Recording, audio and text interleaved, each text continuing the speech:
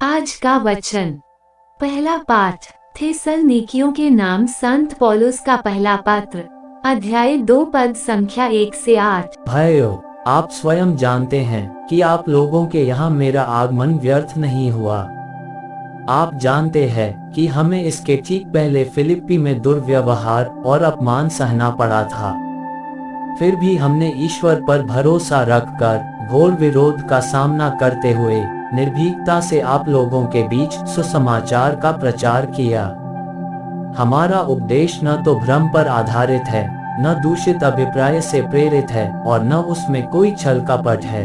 ईश्वर ने हमें योग्य समझकर सुसमाचार सौंपा है, इसलिए हम मनुष्यों को नहीं बल्कि हमारा हृदय परखने वाले ईश्वर को प्रसन्न करने के लिए उपदेश देते हैं। आप लोग जानते हैं और ईश्वर भी इसका साक्षी है कि हमारे मुख से चाटुकारी की बातें कभी नहीं निकली और न हमने लोभ से प्रेरित होकर कुछ किया। हमने मनुष्यों का सम्मान पाने की चेष्टा नहीं की, न आप लोगों का और न दूसरों का, यद्यपि हम मसीह के प्रेरित होने के नाते अपना अधिकार जता सकते थे। उल्टे अपने बच्चों का लालन पालन करने वाली माता की तरह हमने आप लोगों के साथ कोमल व्यवहार किया। आपके प्रति हमारी ममता तथा हमारा प्रेम यहाँ तक बढ़ गया था कि हम आपको सुसमाचार के साथ अपना जीवन भी अर्पित करना चाहते थे। यह प्रभु की वाणी है। सुसमाचार संत मत्ती अध्याय 23 पद संख्या 23 से 26। ढोंगी शास्त्रियों और फरीसियों, धिक्कार तुम लोगों को!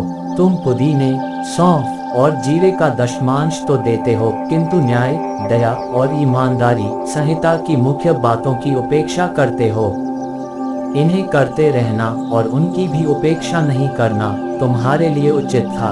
अंधे नेताओं, तुम मच्छर छानते हो किंतु ऊंट निगल जाते हो। ढोंगी शास्त्रियों और फरीसियों, धिक्कार तुम लोगों को!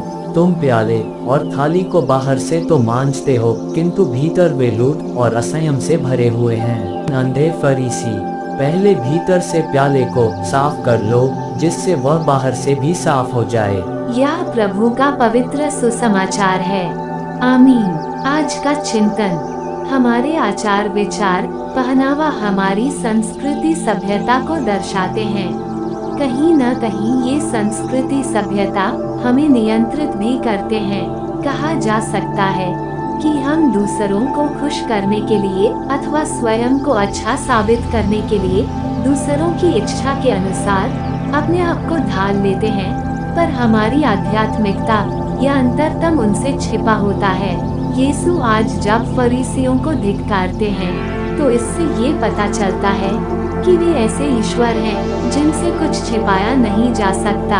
हमारी दिखावटों के परे वे हमारे अंतरतम से भली भांति परिचित हैं और वे चाहते हैं कि हम उनके प्रतिरूप में अपने आप को ढालें, जिसे उन्होंने हमारी सृष्टि के समय रची थी।